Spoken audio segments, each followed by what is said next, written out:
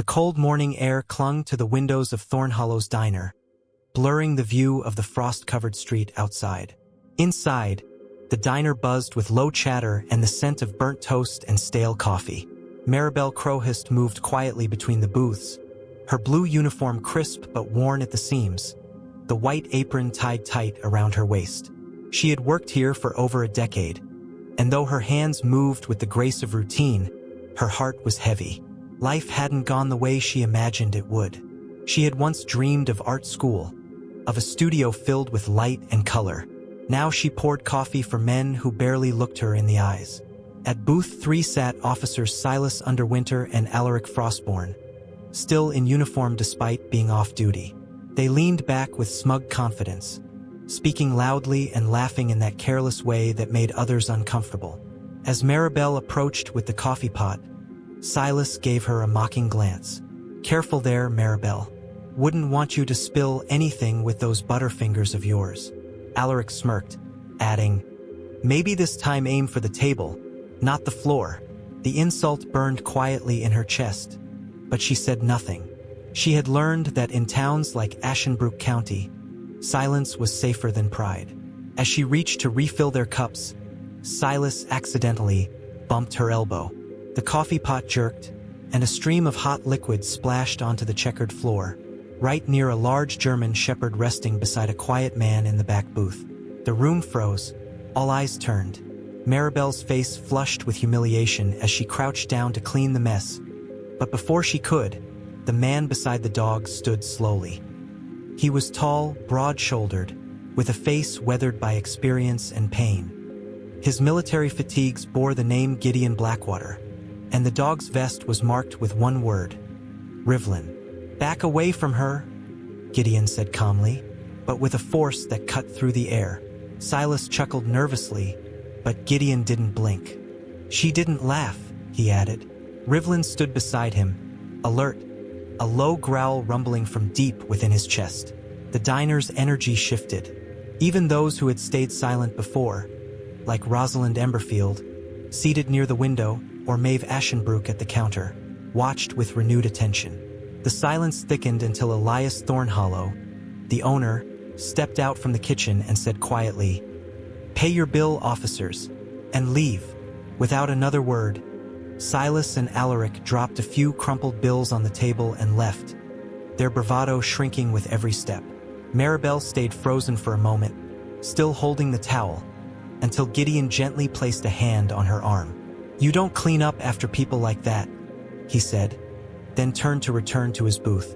As he walked away, Maribel noticed the faded hospital band around his wrist. There was a story behind that man, and something deep in her heart told her that story had just begun to unfold.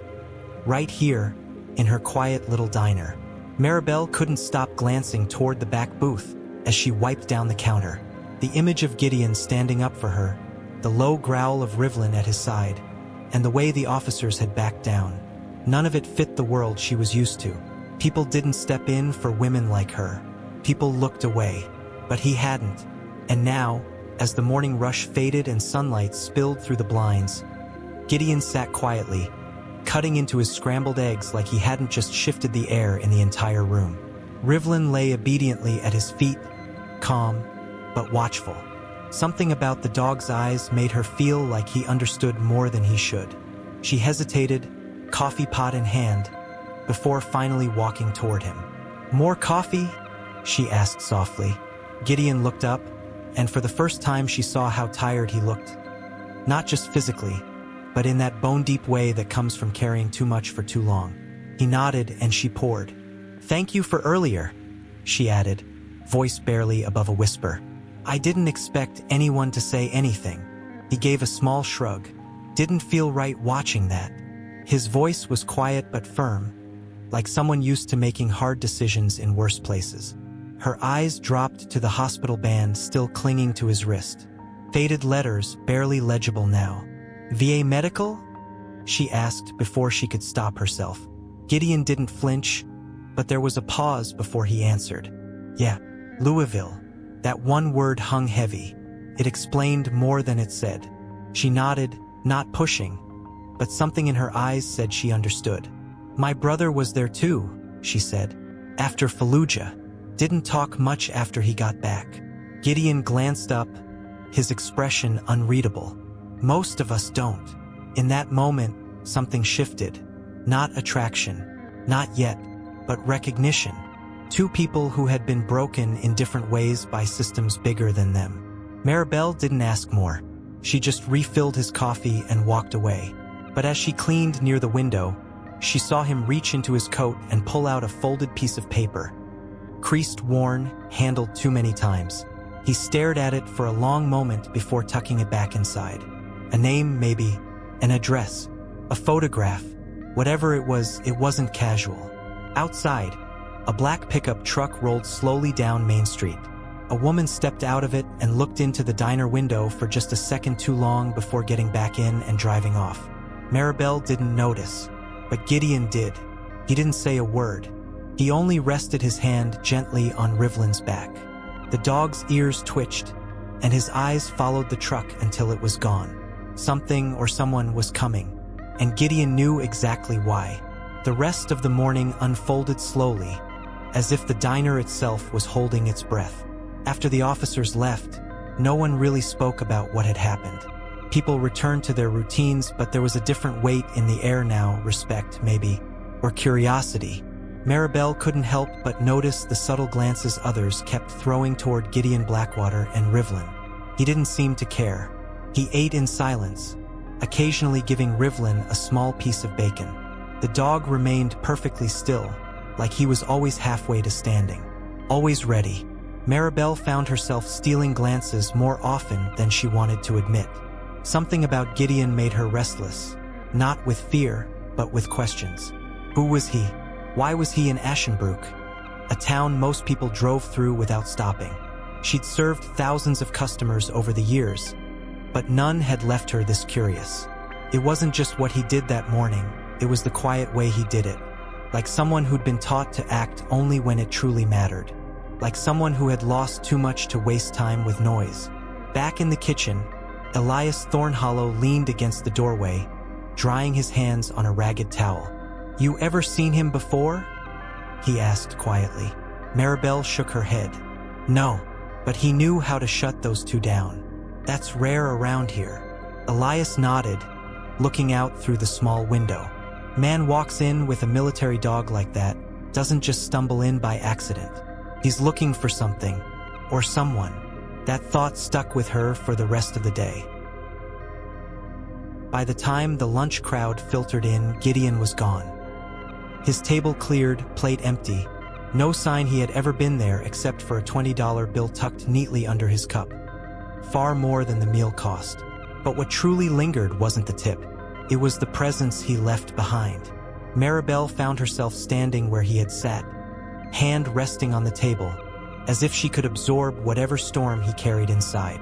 Then she saw it, barely visible under the booth. A torn corner of paper. She knelt and picked it up. Just a scrap, but part of a name was written on it in strong, deliberate handwriting. The letters Ash were the only part left. Later that evening, as the sun dipped behind the hills and cast long shadows over Ashenbrook, Gideon stood at the edge of an old, overgrown property on the outskirts of town. Rivlin sat beside him, ears twitching. The gate was rusted, the mailbox half buried in weeds. On the fence hung a nearly faded sign, Ashenbrook Children's Home, closed since 1994. Gideon stared at it for a long time, the wind pulling at his jacket. Rivlin let out a low whine, sensing something heavy behind those walls. He had come back to face something he had buried decades ago. Something or someone was still inside. The Ashenbrook Children's Home stood like a ghost from another life. Its brick walls were cracked and stained, windows broken or boarded up, and the yard was overrun with weeds that reached Gideon's knees. The place hadn't seen life in decades, but for him, it pulsed with memories that refused to die. Rivlin moved cautiously ahead, sniffing the path, ears on alert. Gideon stepped carefully over the rusted gate and into the grounds, each footstep stirring ghosts that had never fully left him. The silence was suffocating.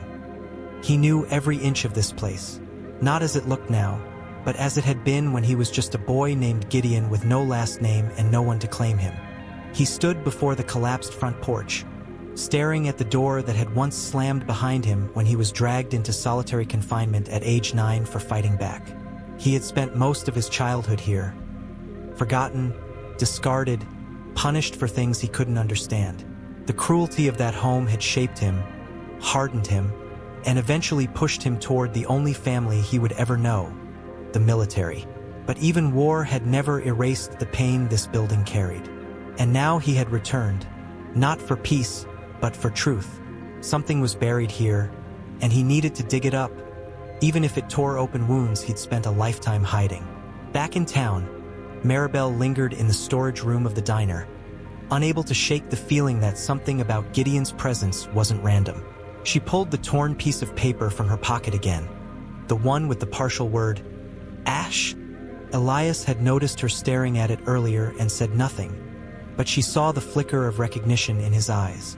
Later, as she wiped down the pie case, she finally asked him, "Did you ever hear of the Ashenbrook Children's Home?" His hand paused mid-motion, and he didn't look at her. "Yeah, shut down after some real bad stuff. Kids disappeared. Staff never charged. People around here pretend it never existed." He walked away without another word. The name clawed at her now. The idea that Gideon had returned not just to protect a stranger, but to confront something that had haunted him for decades. It unsettled her. She didn't know why it mattered to her so much, but it did. Maybe because no one had ever returned for her. Maybe because she saw something in his eyes that mirrored the loneliness in hers. She needed to know more, but something told her that chasing his story could cost more than just answers. At the edge of the old orphanage grounds, Gideon knelt near the rotting steps, brushing aside dirt and dead leaves. He found it, a rusted tin box buried shallowly beneath the porch. Inside, folded papers, drawings, a photograph of 4 boys, including himself. One name on the back, written in a child's shaky hand, Alaric. His breath caught in his throat, the same Alaric who had humiliated Maribel that morning. The photograph trembled in Gideon's hand, though his grip was firm. The faces on the paper stared back at him, frozen in time. Boys no older than 10, standing shoulder to shoulder in front of the orphanage steps. One of them, himself. Another, unmistakably, was Alaric Frostborne. Even then, the boy had the same hard stare, the same jaw clenched like he was ready to strike. Gideon's breath came shallow. He hadn't thought about those faces in years, and yet now, here they were, pulled from the earth like a secret refusing to stay buried. The memory slammed into him with brutal force, the fights, the isolation, the punishments that never made sense. And behind it all, the whispered threats, the names called in the dark, the betrayal. He had trusted Alaric once.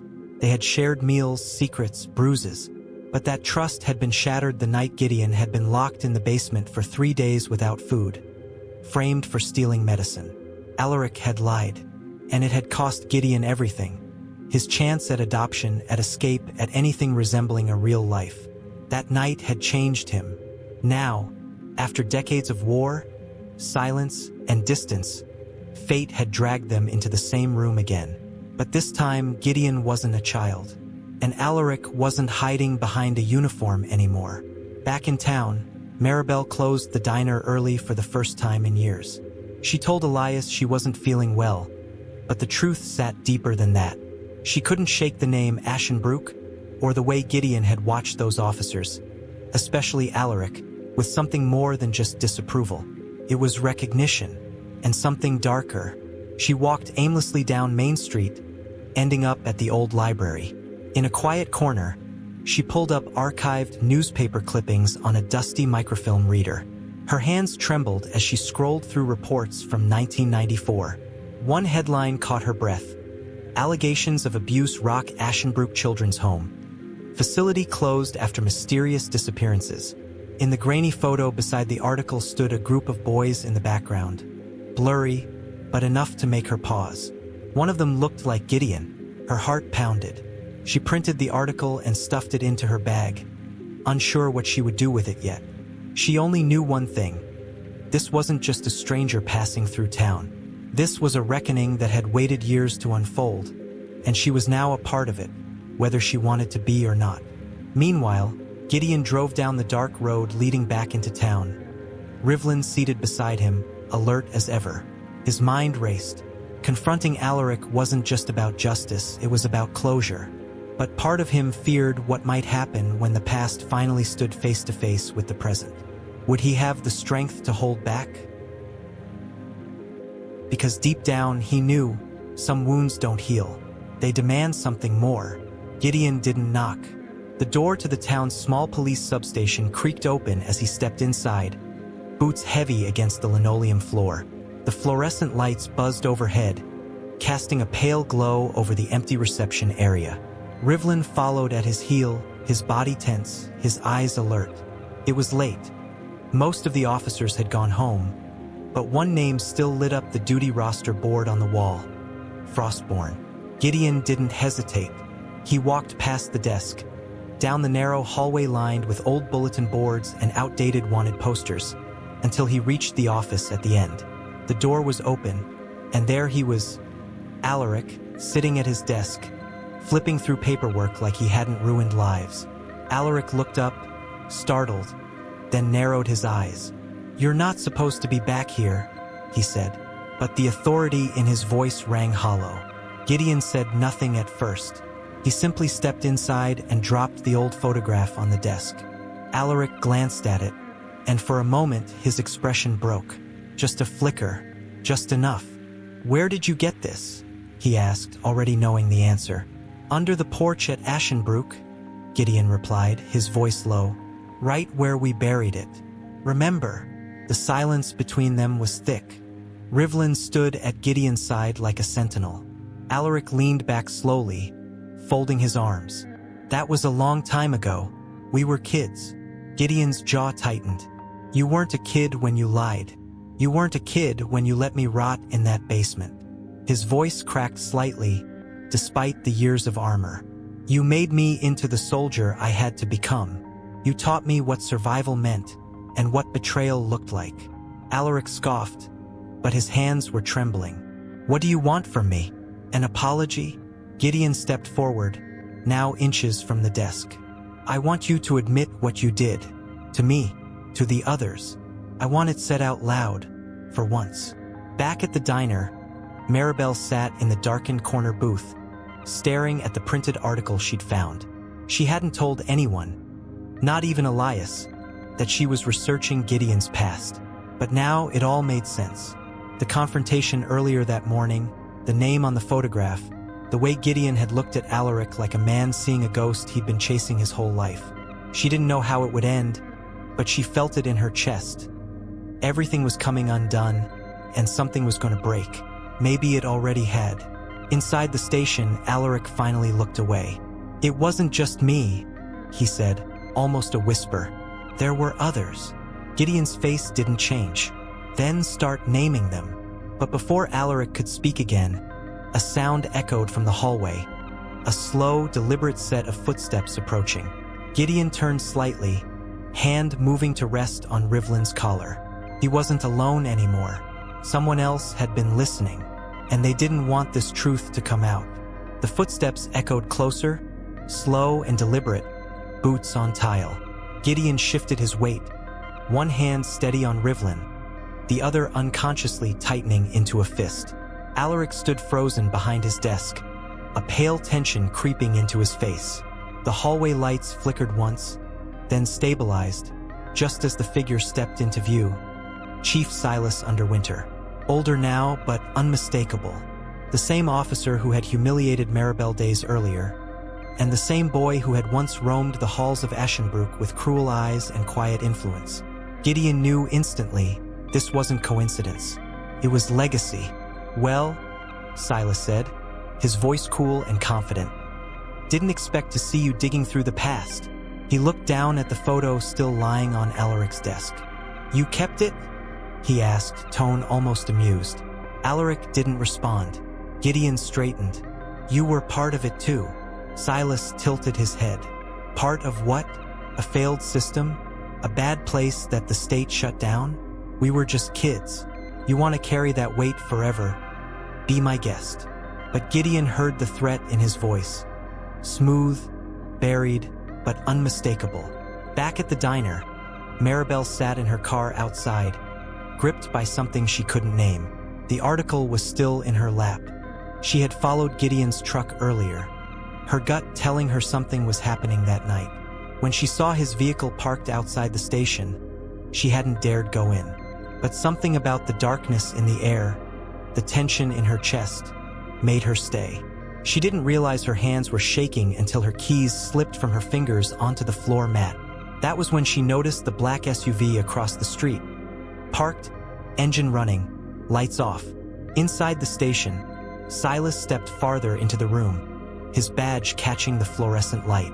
Whatever you think you're doing, Blackwater, it ends here. No one cares what happened 30 years ago.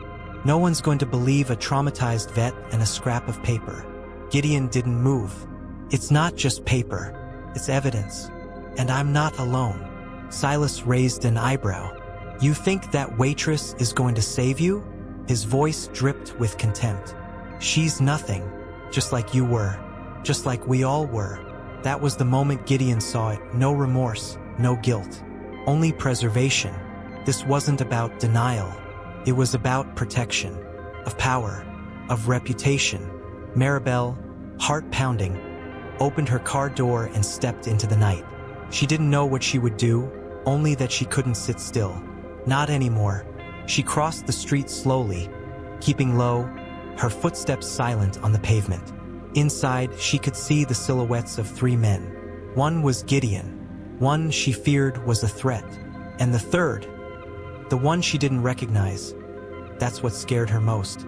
Because secrets don't stay buried when too many people remember. From the hallway, Gideon could see the shift in Silas's posture. No longer just confident, but confrontational.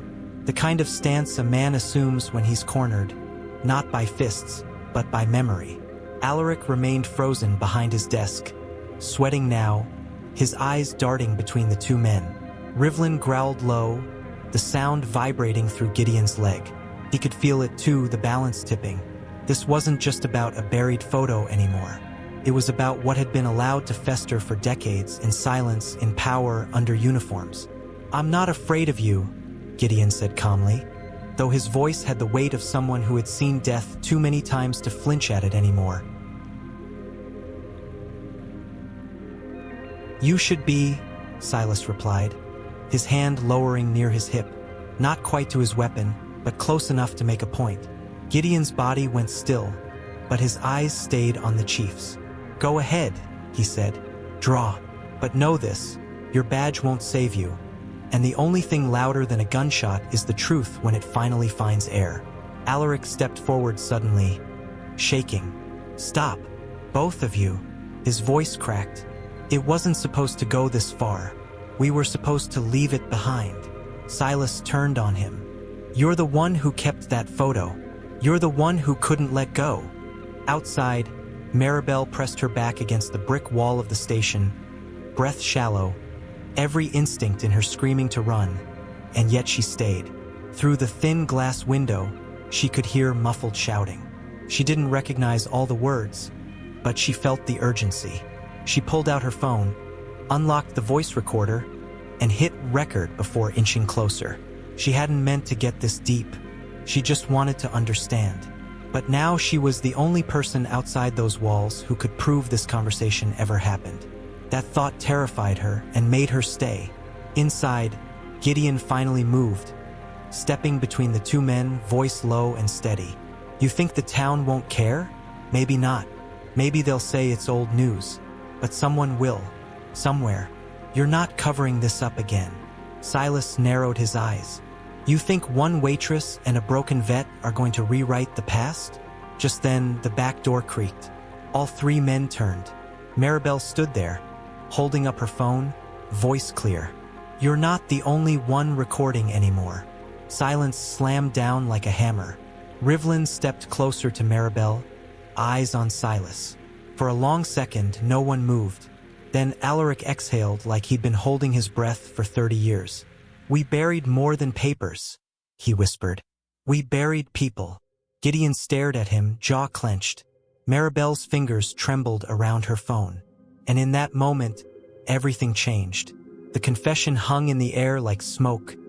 Thick, suffocating, inescapable.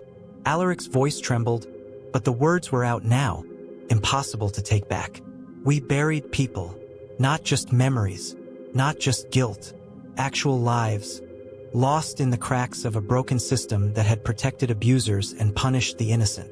Gideon didn't speak. He couldn't. His hands clenched into fists at his sides as he stared at Alaric, 1,000 images flashing through his mind. Children crying behind locked doors, bruises hidden beneath sleeves, his own face in the cracked mirror of the orphanage bathroom at age 10, bleeding and silent. Maribel stepped farther into the room, her phone still recording, but her eyes were locked on Alaric. "Who?" she asked. Her voice wasn't loud, but it was steady. Alaric looked down, unable to meet her gaze. "There were 4 of us," he muttered. "Me, Silas, a boy named Camden, and Gideon. They blamed Camden for something one of the staff did. He tried to tell, and he never came back from solitary." Gideon's breath caught in his throat. That name, Camden, he hadn't heard it in years. But now it came rushing back, along with the laughter that echoed in the halls after Camden was taken, and the silence that followed when he never returned. Silas took a step forward, face darkening. "Shut up, Alaric." But it was too late. Maribel was already backing toward the door, her phone still recording. "You knew," she said, eyes wide with horror. "You've known all this time." Silas's expression twisted into something Gideon recognized. Not guilt, but fear. Not of the past, but of what the truth could cost him now. "Don't be naive," he snapped. "This town doesn't want justice. It wants peace. You think anyone here wants to reopen that home's history? You'll destroy more than just me." "But maybe some things need to be destroyed," Maribel answered quietly.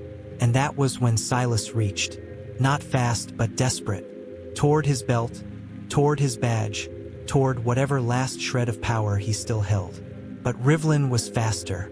The dog lunged between him and Maribel with a fierce growl, teeth bared, body coiled like a spring. Gideon raised his hand. "Stand down," he commanded, and Rivlin froze, but didn't retreat. The threat was clear. Alaric stepped back, pale and shaking. "I didn't mean for it to go this far. I was just a kid." Gideon finally looked at him, eyes hollow.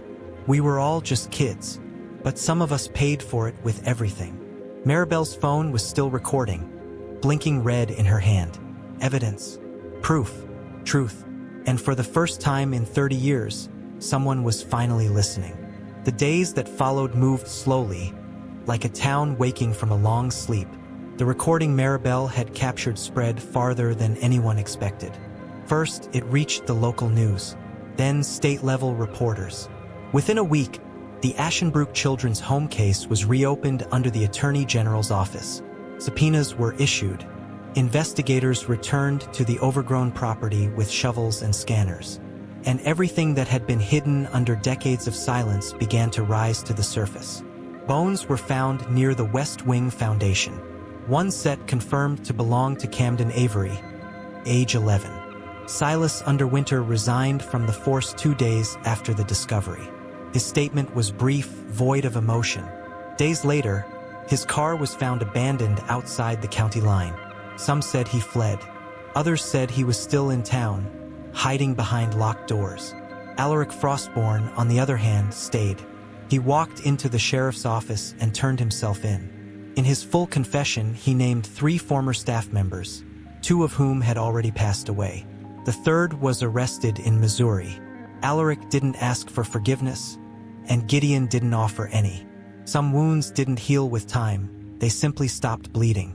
At the diner, business returned to normal, at least on the surface. But people looked at Maribel Crowhurst differently now. Not just as a waitress, but as the woman who helped tear down a wall of silence. Some called her brave.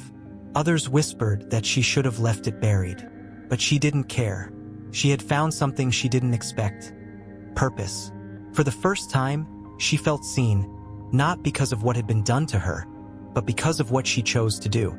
As for Gideon Blackwater, he stayed in town longer than he planned. He helped with the investigation, answered questions from reporters, but mostly he walked. Through the woods, down forgotten roads, past the fence of the orphanage, now sealed off by police tape. Rivlin always at his side. And with each step, the weight he'd carried began to shift. Not vanish, but change. What had started as a mission of anger had become something else entirely. A release. One afternoon, he returned to the diner. Sat in the same booth. Ordered coffee. Maribel brought it with a quiet smile. "Planning to disappear again?" she asked. He looked up, eyes softer than before. "Not yet," he replied. "Still figuring out who I am when I'm not chasing ghosts." She sat across from him, just for a moment. "Well, maybe you're someone who helps the living now." Outside, the sky was clear, and the wind was still. For the first time in years, Gideon felt something close to peace. Maybe not justice for everything, but justice enough.